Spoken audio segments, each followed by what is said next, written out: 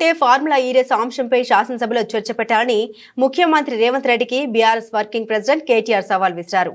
ఈ మేరకు సీఎం రేవంత్ రెడ్డికి ఎమ్మెల్యే కేటీఆర్ బహిరంగ లేఖ రాశారు. ఫార్ములా ఈ రేస్ వ్యవహారంలో మీ ప్రభుత్వం కొన్ని నెలలుగా గత బీఆర్ఎస్ ప్రభుత్వం మీద, ముఖ్యంగా నా మీద అనేక నిరాధార ఆరోపణలు చేస్తుంది.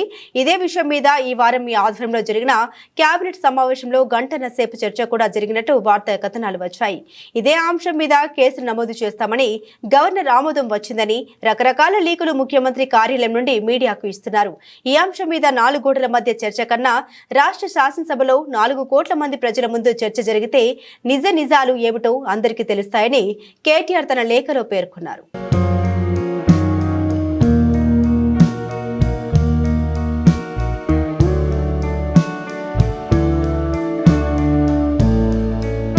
తెలంగాణ రాష్ట్రానికి, హైదరాబాద్ నగరానికి మంచి జరగాలని సదుద్దేశంతో గత ప్రభుత్వం ఫార్ములా ఈఎస్ నిర్వాహకులతో ఒక ఒప్పందం కుదుర్చుకుంది.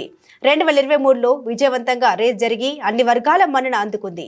ఈ రేస్ వల్ల రాష్ట్ర ఆర్థిక వ్యవస్థకు సుమారు 700 కోట్ల రూపాయల లబ్ధి చేకూరింది అని నీల్సన్ సంస్థ నివేదిక స్పష్టం చేసింది. 2024లో మరో దఫా రేస్ జరగవలసి ఉండగా మీ ప్రభుత్వం వచ్చిన వెంటనే దాన్ని ఏకపక్షంగా రద్దు చేయడం జరిగింది.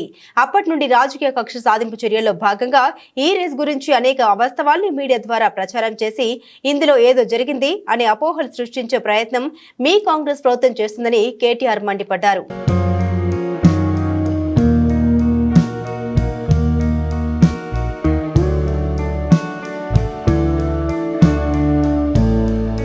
నిజానికి ఫార్ములా ఈ రేస్ ఒప్పందం అంతా పారదర్శకంగా జరిగింది. రేస్ నిర్వాహకులకు చెల్లింపులు కూడా పారదర్శకంగానే జరిగాయని ఇదివరకే నేను సవివరంగా చెప్పడం జరిగింది. అయినా మీ ప్రభుత్వం మాత్రం దుష్ప్రచారం మానడం లేదు.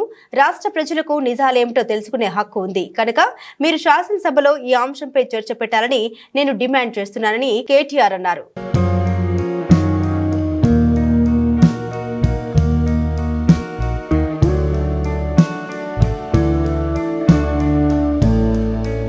అన్ని విషయాలు సవివరంగా రాష్ట్ర ప్రజలకు శాసనసభ వేదికగా చెబుతాం. శాసనసభ సెషన్ జరుగుతుంది కనుక మీకు అనుకూలమైన రోజే ఈ చర్చను పెట్టండి. మరోసారి చెబుతున్నాను, ఫార్ములా ఈ రేస్ అంశంలో ఎలాంటి అవకతవకలకు కానీ అవినీతికి కానీ జరగలేదు. రాష్ట్రానికి, హైదరాబాద్ నగరానికి మంచి చేసే ఈ రేస్ ను కేవలం మీ రాజకీయ కక్ష సాధింపు చర్యలకు బలి చేశారు. దీనిపైన శాసనసభలో సవివరమైన చర్చ జరిగితే నిజాలేమిటో నిగ్గు తేలుతాయని కేటీఆర్ పేర్కొన్నారు.